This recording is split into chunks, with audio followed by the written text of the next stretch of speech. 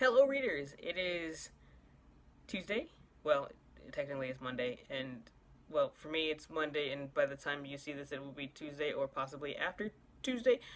Yeah. So anyway, it is someday in your universe, and I am going to do a top 10 Tuesday. Actually, what I'm going to do is I'm going to tell you about my thought process as I was putting together my list for my top 10 Tuesday. So, the top 10 books on my top 10 Tuesday are these. These are the books that I read repeatedly or read every book in the series I could get my hands on as a child. Now, one of the things that I thought was interesting that I noticed was that about half of these books were published well before I was born. Some of the books that I read over and over and over again, or that I read all of them, like Encyclopedia Brown was first published in 1963. The Secret Garden was published as a serial in a magazine in 1910 and then published as a book in 1911. The Boxcar Children, 1942, which actually explains a lot about the gender roles, like that series doesn't stand the test of time.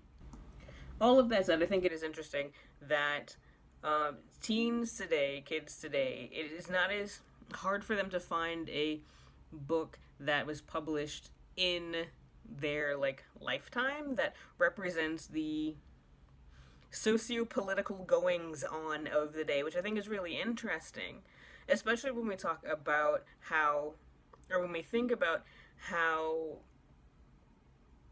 cultural ideas about things like gender and about race and etc. are perpetuated through the novels, and how the novels provide a historical snapshot of the values of the day. So when I think about The Secret Garden and why The Secret Garden doesn't stand the test of time, it is because that our values are very different from what they were in the early 1900s, especially as it relates to power and ethnicity. So what I wonder is about how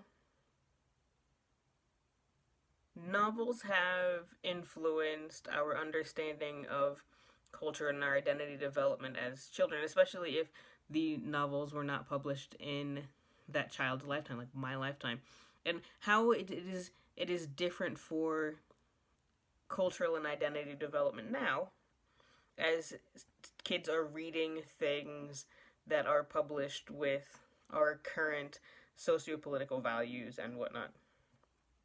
If you have thoughts, leave them in the comments, and I will see you there soon. Until then, I am the supplier wishing you happy reading, and I hope that what I said was any kind of coherent. Don't forget to be awesome. Hello! Welcome to the In Screen, wherein I tell you all about the places you can find me on the internet. My website is thebooksupplier.com, and you can find me at the Book Supplier at all of those places listed up in the corner, and I really hope I'm pointing in the right direction. Also, you can subscribe to the channel down here in this corner, and below you can leave comments. I like talking to people on the internet. Leave comments. Okay, I'm actually gonna get out of here now.